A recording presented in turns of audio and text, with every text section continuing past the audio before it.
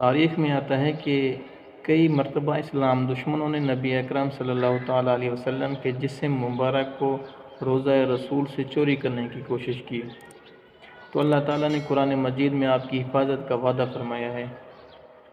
تو ایک مرتبہ ایسے ہی سلجوق سلطنت کے سلطان محمود نور الدین زنگی رات کو تہجد کی نماز ادا کر کے سوئے تو آپ کی آنکھ لگ گئی، تو نبی اکرم صلی اللہ تعالیٰ علیہ وسلم کی خواب میں زیارت ہوئی، تو نبی اکرم صلی اللہ علیہ وسلم نے 2 آدمیوں کی طرف اشارہ کرتے ہوئے فرمایا کہ اے محمود، یہ 2 آدمی مجھے تکلیف پہنچانے کی کوشش کر رہے ہیں۔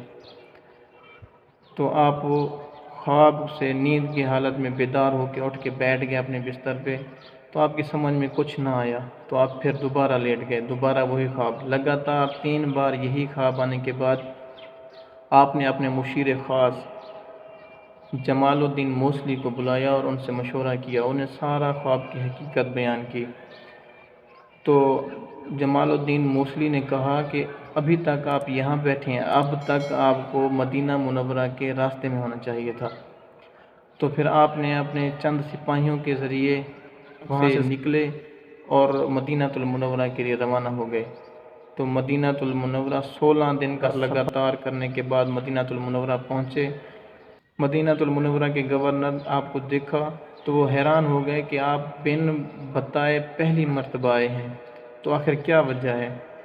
تو آپ نے گورنر کو سارا احوال بتایا، تو گورنر نے کہا کہ کیا آپ انہیں پہچان سکتے ہیں؟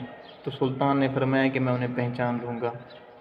پھر خفیہ طور پر ایک منصوبہ بنایا گیا، اعلان کرایا گیا مدینہ المنورہ میں، ہمارے شہر میں سلطان آئے ہیں اور وہ کل اس وقت پورے مدینہ المنورہ کے لوگوں میں تحائف اور کھانے پینے کی اشیاء تقسیم کریں گے۔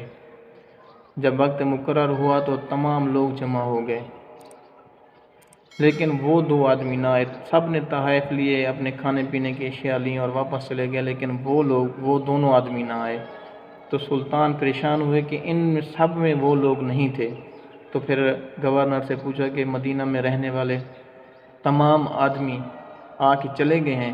تو پھر آپ نے بتایا کہ باقی تو سب آ کے چلے گئے ہیں، لیکن 2 آدمی مراکش سے کچھ دن پہلے ہی یہاں آئے ہیں، تو وہ حاضر نہیں ہوئے، اور وہ اس طرح کا کام نہیں کر سکتے کیونکہ وہ نیک اور متقی ہیں، اور وہ تو خود صدقہ و خیرات کرتے رہتے ہیں اکثر۔ تو آپ نے فرمایا کہ اگر وہ یہاں نہیں آ سکتے تو چلو ہم ان کے گھر جا کے ان سے مل لیتے ہیں۔ تو پھر آپ ان کے گھر گئے، ان سے سوال و جواب کا سلسلہ شروع ہوا، تو سلطان کو پتہ چل گیا کہ یہ جھوٹ بول رہے ہیں۔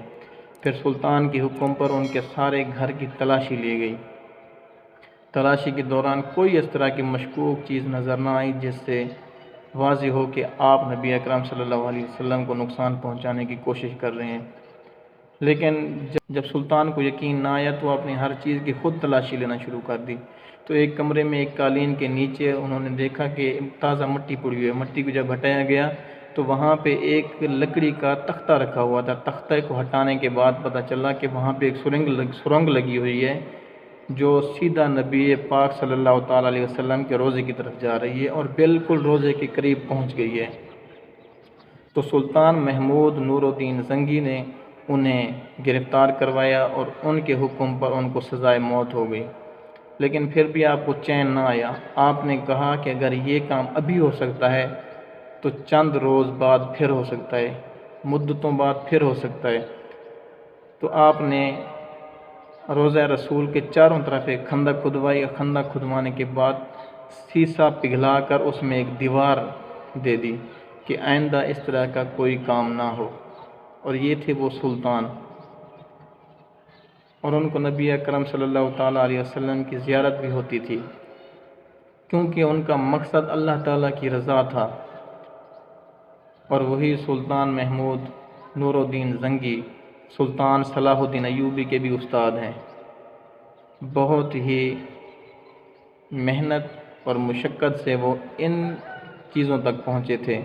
وہ اللہ تعالیٰ سے دعا ہے کہ ہمیں ایسے حکمران نصیب فرمائے، اور اللہ تعالیٰ سے دعا ہے کہ ہمیں اپنے اسلاف کے نقش قدم پر چلنے کی توفیق عطا فرمائے۔ آمین یا رب العالمین۔